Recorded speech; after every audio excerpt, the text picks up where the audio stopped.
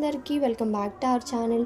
Last వీడియోలో మేమైతే నర్సరీకి వెళ్ళామని చెప్పా కదా. సో అక్కడైతే మేము సాయిల్ ఇంకా దాంతోపాటు కొన్ని ప్లాంట్స్ అయితే తీసుకున్నాము. సో ఇక్కడైతే మా నాన్నమ్మ పెడుతున్నారు.